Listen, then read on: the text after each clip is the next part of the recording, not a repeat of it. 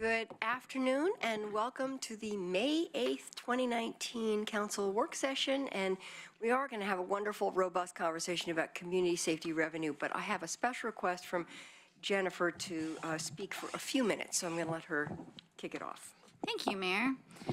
Many of us have been thinking about the rally last Sunday that was attended by groups who often use white nationalist language, who gathered near Bertha Holt Elementary in the Harlow neighborhood where I live.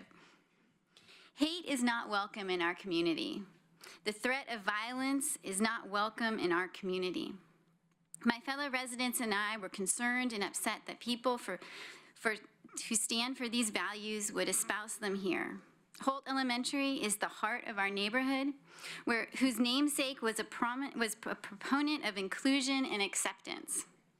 I was very impressed with how all of our police departments, Eugene and Springfield Police, worked together to diffuse what was an emotionally charged and dangerous situation. I want to give a huge thank you from our neighborhood to the officers who helped keep everyone safe that day. I respect and support free speech, and the best way to counter speech we find repugnant is to speak out against it. And we should do so every day, because everyday prejudice and discrimination is what we really need to address. Bertha Holt Elementary has a school song titled "Together We Can Change the World." It teaches our children and we adults that we can change the world when we work together. I want us all to work together to make Eugene the welcoming and equitable place we know it can be. Thank you. Thank you very much for that statement, and I also want to extend my appreciation to Eugene Police and also to the Springfield Police, because it was a dicey situation and you managed to keep the people apart and keep it safe. So thank you for saying that. Thank you for the work of the Eugene Police Department. And with that, let's move on to community safety revenue discussion. Thank you, Mayor. I'm Christy Hammett, Assistant City Manager. I'm joined at the table by Chief Chris Skinner. And we're here today to talk about the community safety payroll tax. So last fall, you approved an 18-month bridge strategy of $8.6 million to infuse a much-needed short-term support for the declining community safety system, while remaining focused on the long-term revenue solution. The one-time funding was in essence a down payment and commitment to finding a long-term revenue solution. The infusion of the one-time money has had the intended impact of building momentum for shoring up the system deficiencies. The chief has been hiring staff, police sworn officers at an unprecedented rate. The implementation of the street crime units has had an immediate impact on our communities across the and neighborhoods. And the funds to sustain programs such as Dawn to Dawn, Community Court, the Community Outreach Response Team, and other teen-related and youth-related programs is helping our most vulnerable populations. The $8.6 million has provided an important system temporary Band-Aid while maintaining focus on the long-term goal. Today you have ordinance language before you that checks the boxes on numerous accountability measures to build trust and confidence that the funds for the Community Safety Initiative will only go to that purpose, and that there will be a high level of oversight and accountability for how the funds are used and the outcomes that we're working to achieve. We've categorized the achievements or the outcomes for the systems as respond, prevent, and resolve. And in one of the handouts at your table, you have some more information about that. On the response side, you've heard the chief talk many times about a faster response to calls for service and a more efficient use of our resources. On the prevention side, it's preventing and deterring crime and having the staff that are able to do that, connecting people to services, and having systems that engage our youth and protect our youth. And lastly, resolve, the accountability phase, if you will, having people that can do investigatory work to follow up on crime, increase services to support our community courts, our municipal court system, and additional jail bed space to house our most serious offenders and help them get on a better track. The three-pronged approach is balanced, and that's important. We've talked a lot about this, the need of system balance. The chief has talked many times about the interconnectedness between the work that we do and the need to have strong relationships with our other partners. We feel that the plan that's been put together built a strong foundation, and it's grounded in best practices in achieving that. In addition, the language ordinance also includes a more progressive equity component for minimum wage earners, and we'll talk a little bit more about that. All along the way, over the course of the last year, we've been really assessing the community need and awareness about the challenges and learning as much as we can. Since last summer, numerous discussions have happened with the community, and thank you, Chief. I know you've been out talking to a lot of people. The feedback that we receive is clear, and that people want the need addressed. In a scientific survey of high-propensity voters completed by the Strategic Research Institute last summer, we learned that once respondents were made aware of the system challenges, 84% agreed that city officials should take steps to address the issues that impact public safety. And you all have done just that and worked very hard over the last year to continue to maintain that momentum. Familiar slide, I call it the progress slide. Effort to find and implement a revenue solution prior to the expiration of the $8.6 million strategy, short-term strategy, began last fall. The city manager convened a revenue committee that began meeting in November and completed their report and provided recommendations to the city manager in February. The revenue committee considered numerous strategies to fund the gap, the $22+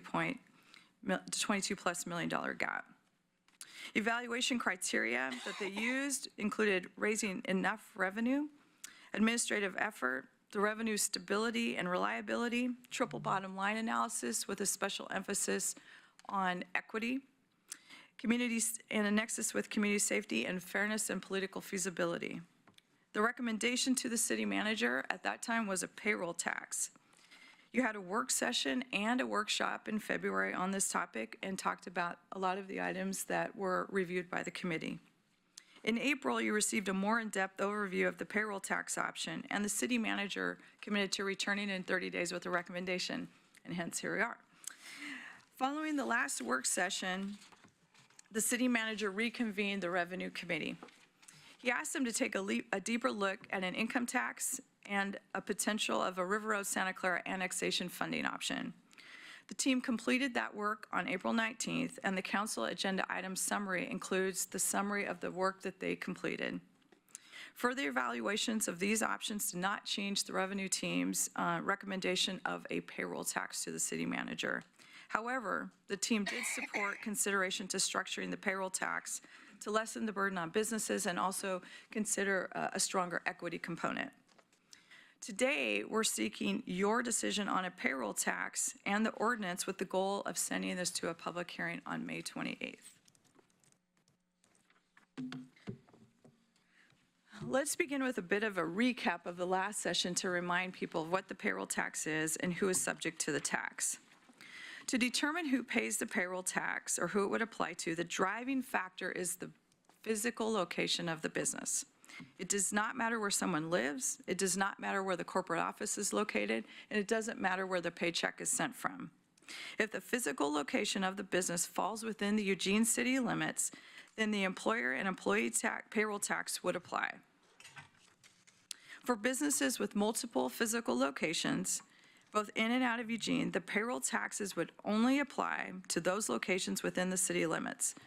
Given that we cannot tax other governments, the employer payroll tax would not apply to federal, state, or other local government agencies. However, those government agencies would still be required to withhold and remit an employee payroll tax on behalf of their employees. Ideally, the timeline for implementing a revenue strategy would coincide with the $8.6 million strategy, which expires at the end of June 2020.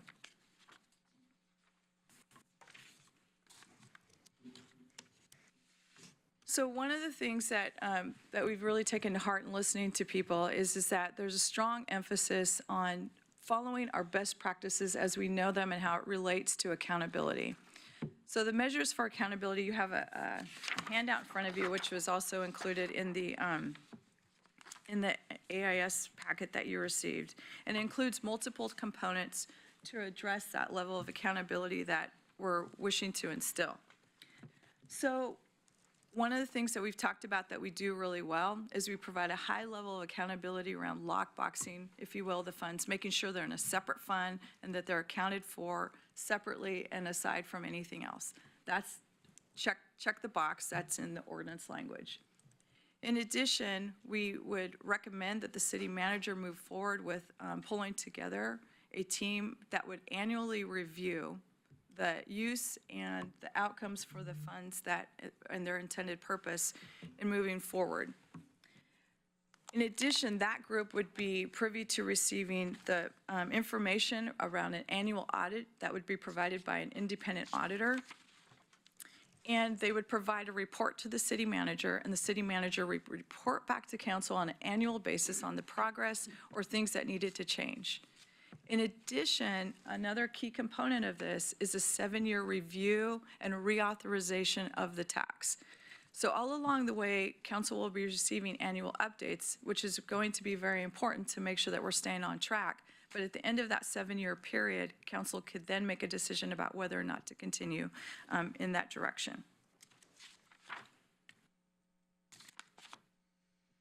The other two additions that are moving forward that are new to our discussion is the addition of the equity for minimum wage earners. First, the ordinance language includes a set rate option to consider an equity component, which is going to be established at a 0.002. And that is included within the ordinance language and would be applied to the options that we're asking you to consider today. And not for action today, but for consideration in the future, is an amendment that helps provide certainty around the rate cap and also the use of those funds by sending a charter amendment to the voters that would be voted on potentially next fall, depending on what council direction is provided, that would assist with that. And we would come back to that at like I said, a later date. It's not for discussion today necessarily, but something that we think would provide, build trust and confidence with our community that we really intend to use the dollars for these purposes. All right, so let's transition to the rate options. Let's start by reviewing what the revenue requirement is. As previously discussed, the ongoing funding needed is $22.8 million in FY19 dollars. The draft proposal also includes the addition of $840,000 for downtown police, currently funding in the parking services budget. We talked about that at the last work session. It's come up with the Revenue Committee, and they supported that. And there seemed to be a general interest at the council level. So that is included in the base. In order to estimate the payroll tax rate, the overall, the long-term rate that we need to meet, we considered several factors, including inflationary adjustments, reserve requirements, payroll growth, administrative costs, and the tax collection rate. So there were 3 options developed, the A, B, and C options that are before you. 2 of the options take into consideration concerns that were raised in the community about the impact to businesses, specifically in light of some of the state measures or legislative measures that are moving forward. So 2 of the options reflect making some adjustments to account for that. Input also was related to the equity component, and I've talked a little bit about that, so I won't kind of go into any more detail about that at this time. So option A is the employee-only option. It includes a rate of 0.0057 of employees, and there's no tax on the employers in that option. The second option, option B, is what we're referring to as the shared option, and it includes a rate of 0.004 for employees and 0.002 for employers. So there's a different rate for the 2. The last one is the equal option, which is an equal rate for both the employee and the employer at 0.0031. And again, the minimum wage across all of those options would be 0.002.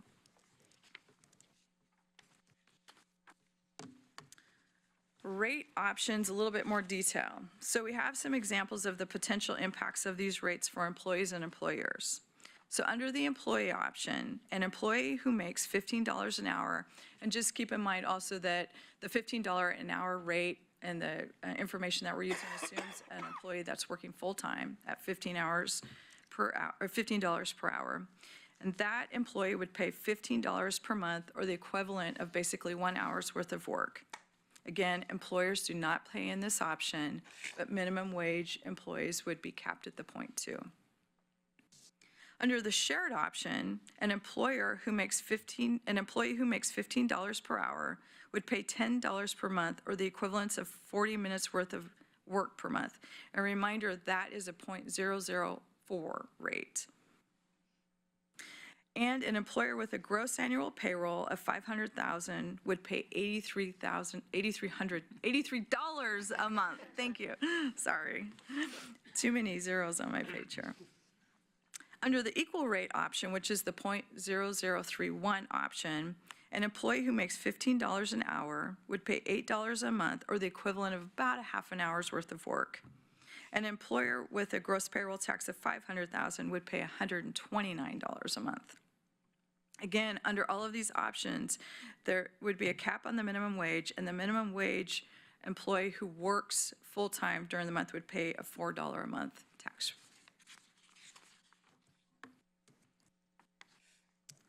So as I mentioned earlier, the city managers notified you that at the April meeting that he would be coming back with a recommendation.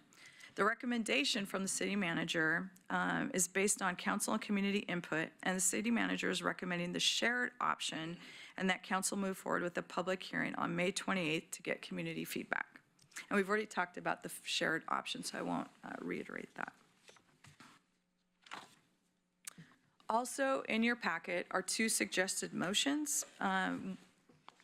One is for the, to direct the city manager to move forward with the ordinance with the recommendation that he has offered. Obviously, we're going to talk about the three options with council. And then also to move forward to scheduling for a public hearing. So we're hoping for some direction from you today on those topics. And before I turn it over to you, Mayor, I just really want to thank council, you and council, for all the work that you guys have done. You have put in so endless hours trying to work to solve for this really major solution for our community that in fact impacts the safety and livability of Eugene. And I just really want to thank you for all of your support. Thank you, and thank you for the clarity of this presentation, which I think lays it out well. So I think we should have a general discussion first, and then we can talk about putting a motion on the table. So are there people? Yeah. I'm actually doing my Emily Light imitation today, Okay. actually for the same exact reason. I had my eyes dilated for the annual eye exam, which everybody in the public should do every year if they can. So you're not trying to be inscrutable Or cool. or cool. All right. Okay. Oh, come on, Well, welcome. cool, be cool. Okay, so with that clarified, It's really bright here. brought to light, actually, are there questions, comments from any counselors? Emily, take it away. Well, first of all, I'm in favor of the motions. I've studied this a long, long time, and I do think it's the fairest. On the handout with the different prices, this one, the different costs, do you have the figures for actual minimum wage, rather than the $14 or $15 an hour? The minimum wage that we're using is the $4 a month rate that would be charged. Is that what you're asking? And that's based on a $12, minimum wage rate, which All would right, be 'cause, all right, they're all the same for minimum wage, got it. Another question. It was a 22.8 million that we needed, but the blue sheets say 23.6, so why do we need another 0.8 million? That's to roll in the $840,000 of parking services that is currently paid So that for wasn't in police. the original deal? It was the last time we came to you, we talked through these scenarios and the base that we were using was, it wasn't in the original scenario of the 22.8, but as discussion evolved over the course of the last several months, there was an interest in having the dollars that are being spent on police services no longer come from the parking fund, but make that part of this package. Thank you. Someone who's an employer, do they also pay the employee tax, since I assume they're getting paid? Look to our attorney to answer that question. It would depend on just how the business is set up. If they pay, using an example, the Lane Transit District, So if they pay as an employee under Lane Transit District, then they would pay similar to here. If the council's desire is that they not pay, the ordinance could certainly reflect that policy decision. So the question is whether I sort of turn it around and ask you the question, do you want the owner of a company who is paid by the hour to also be paying the tax both as an employee and then have the company pay the tax as the employer? It's an issue for me because you could have, a restaurant that's not making very much money, but as, you could own it, but as being the manager, you might draw a salary. And it might not be much, so you might feel double taxed. On the other hand, if you have a large, lucrative company and you're the owner and the president, you also probably get some take-home pay. And that might not be quite as big an effect on you, but you would still might feel double taxed. So, of course, I want the money, but I am concerned about double taxing someone, so I think we should consider that. So- I don't want to make it more complicated, but I think we need to think about that. So then one of the things we can do is I'll talk to Catherine, and then probably by the time, if you decide to send this out for a public hearing, she can provide information to you about various options that you could use to deal with that issue. And then is there going to be a cliff between minimum wage and the regular employee tax? I mean, it wouldn't be like, oh, don't give me a raise because I'll lose more money paying the tax, keep your 25 cents because it'll cost me 50. I don't think that's true, but did anybody do the math? I didn't want to. I don't believe that it's true, but you want to speak to that? Yeah. Okay. Maurizio Baltolico from Finance. Yeah, I wouldn't say it's a cliff. Sorry, I'm Maurizio from Finance. I wouldn't say it's a cliff. At .004, it's about a nickel at $12 an hour. So if you get, a difference between if you get a raise to $12.10, you would still be better off even paying the tax. Wonderful. That's great. I'm glad to hear that. With these clarifications, I don't think I'm going to have much else to say unless I need to convince somebody. I'm ready to second Betty's motions on this. Chris?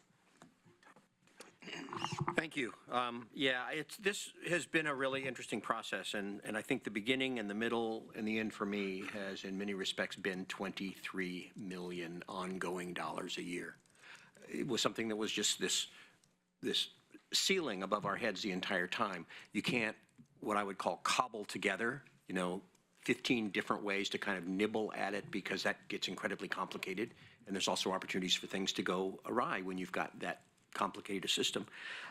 This is a big, heavy lift, but it's one that we have explicitly identified as something we need to do. I mean, if we really want to address public safety and community safety and all of the things that go with it, we need to do this. And it's a lot of money, and that's very difficult to swallow, but it's something we need to do. With that in mind, I think of all the options that the committee looked at, this is the one that had the most features and the least liabilities. Every option we could have been at this table talking about would have benefits and liabilities. I think this one has the least in terms of things that would make it difficult to do. I like the additions that the committee came up with and that the city manager has come up with to provide additional accountability. And the charter cap, I think, is also an additional accountability step that when we get to that point, I think that would be a great addition. But we have within our grasp the ability to deal with the $23 million problem. And I think we need to step up and deal with it. And I know that goes against some of the natural instincts that some of us have. And if it were any other situation, I wouldn't advocate for it. But in this instance, because of what it is and what needs to be done, I think we need to step up and do it and make sure the safeguards are in place. Thank you. Claire? Thanks. So I only have one question and I have some comments. So do the assumptions on revenue take into account the fact that the minimum wage is scheduled to go up over time? Yes, I do. Great. So I am supportive of us moving the payroll tax to a public hearing. I think there is consensus that we need to increase our funding to our public safety system. And while it would be ideal to provide this funding through existing resources of the general fund, in reality, we would have to direct funding away from so many other vital and valued city services in order to close this gap. And I don't believe a majority of residents would be satisfied with that approach. So since we don't have a lot of ways to grow our general fund on our own, we're left with taking steps like this, adopting a new tax to provide that needed revenue. And in this case, the revenues would be dedicated solely to public safety and not compete in the general fund with those other valued services. And I actually prefer this type of tax to some of the other options that could have been brought forward, because we have heard from property owners in recent years that the continuous going out for property tax levies is starting to become a burden, and we have other jurisdictions who are relying on those types of funding too. So this is a tax that would be paid by almost every working person in the city, which in my mind seems fair. We all benefit from improved public safety, and so it seems fair that we each contribute to its improvement. I have heard from some community members that they think we want this funding so we can do more enforcement against illegal campers. And I've tried to point out to them that the specific initiatives that the chief has undertaken and plans to undertake with this funding go well beyond the acute issues such as homeless camping, and are really trying to get at some of the dug-in criminal activity that is hard to get to without some additional detectives, without jail beds, without expanded court services. So I want to thank the members of the revenue team who did the hard work to vet the various options and bring us this recommendation. And I want to thank the chief for his obvious dedication to learning from the community where their priorities lie, and then developing a strategy to respond to those priorities. This is really important work, and I hope that we can get some good feedback at our public hearing to learn if in fact we are on the right track with this proposal, and I will support the city manager's recommendation. Any other comments? Alan? Were you raising your hand? Oh, should I go before the man with the dark glasses? Thank you. First, a question. If the people vote against the charter amendment, would that abolish the tax? If in the future you decided to send the charter amendment out to the voters, no, it would not abolish the tax. Okay, I'm sure they would vote against it. But it's good that we're looking at this instead of waiting till the last minute. That would be wrong. But I can't imagine voting for something that taxes someone who makes $15 an hour, $120 a year. Because if you make that much money, you're barely living. And I think I would want to see exemptions way above that before I could vote for it, which doesn't mean it won't pass, but that's my opinion, that's all. Alan? Thanks. Oh, God, that's right. Put them back on. Yeah. Thanks for including the lower rate for minimum wage folks. That actually does make the thing progressive as opposed to neutral. And thanks for including the accountability mechanisms. I think that's part of the formula that makes the things that we've done in the past, especially the road bond, successful about having these accountability mechanisms in place that make promises. So promises kept, promises made, promises kept, and we can prove it. So I like all those mechanisms in there that help do that. The need's absolutely clear for this community, and the package, I think, is well-crafted and well-balanced, and it has a lot in it. It's not just all police officers, but it is mostly people, which is what the city provides in terms of services, is the services that people provide. So it does mean that we add FTE. Or employees. And I think the payroll tax is actually very fair. The biggest selling point for the payroll tax for me is that it addresses the fact that over half of the people that work in Eugene do not live in Eugene, but every single day that they're working in Eugene, they are benefiting from the public safety system that they get by somebody not breaking into their car or accosting them or robbing their business, the public safety system that does that, or the emergency things that they would need to unfortunately need to have if they were in trouble from a health standpoint. All that stuff is always in place for them, and they definitely benefit from it. I've heard from many people, I don't live in Eugene, so I don't benefit from it. I don't think that's true at all. I think you benefit from it every single day. And the fact that over half the people in Eugene don't live in Eugene and don't pay for that, flipping that on its head, should everybody who, just the people who live in Eugene pay for that? I don't think so, because everybody gets the benefit from it. So, that's a big selling point for this type of tax mechanism. I have a question about the small business person and the way that they pay the payroll tax. LTD has a payroll tax right now, and that rate is, You know, I always forget off the top of my head.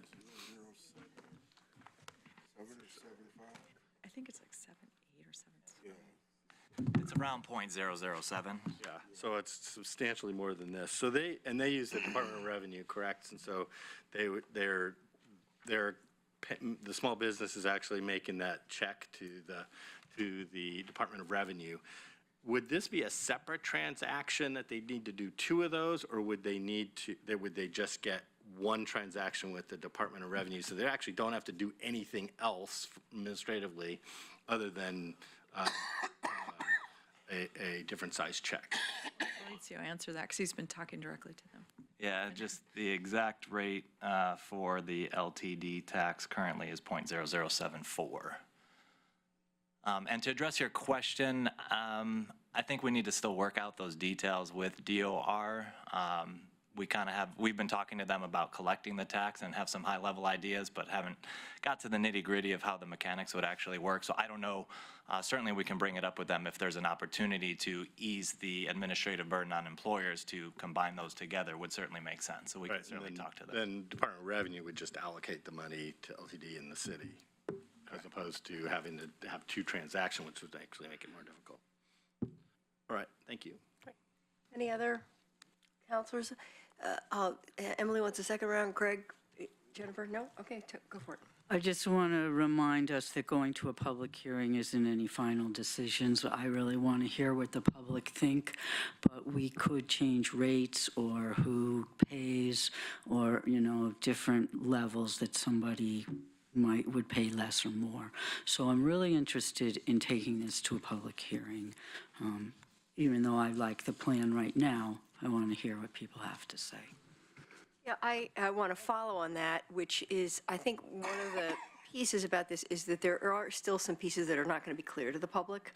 And so if we're move forward to a public hearing, it does give us some time to roll out some of that detail, and also at the public hearing an opportunity to hear what is not clear to the public and that may need adjustments or just a better information or clarity around it. So, and speaking of those, I may have just sort of missed a step here. So just in case I'm not the only one, when we looked at this the first time, there was a 6-year rollout and there was a sort of a progression of rates. So can you clarify how this is different? Right, so it's different in the sense that we would still roll it out, but this provides some certainty with what the rate is ongoing. So there's a lot of clarity. There's not some moving number every single year or 2 years. And it provides for the maximum amount of flexibility in getting the needed services on the street as fast as they can, based upon how quickly we're able to ramp up what needs to be happening. And Madam Mayor, if I may, from an operational perspective, when we look at a 7-year reauthorization, it would be my intent to be very ambitious about the hiring and implementation of the operational piece of this so that you have some time in that space to really evaluate its effectiveness. If you can imagine, if we waited 6 years to get fully operational, only to turn around the very next year and have to make a tough decision about whether we're achieving the outcomes that we're hoping to achieve, that might be difficult. So my intention would be to try and get us ramped up as reasonably quickly as possible so we can have 2, 3, maybe even 4 years of really living in that space and evaluating its effectiveness. Great. Mayor, can I add one other thing? You mentioned kind of the outreach and engagement, and I wanted to let the council know that our communications team that's been working on this is planning to, if we get some decisions today, that we'll plan to move forward as quickly as possible to get the word out about not only the 28th, but as much information as we can to help people be as informed and get the outreach moving forward so that we give people ample time to think about this. Great. And I will just say one more thing, which is just to reinforce what Emily has just said, which is going to a public hearing is not the final decision. So it gives us a little more latitude to get more information, do more outreach, and I am hoping council will be comfortable moving forward. It'd be nice to have a pretty strong statement about this because it's a big deal. Oh, yeah. Yeah, this is a big deal.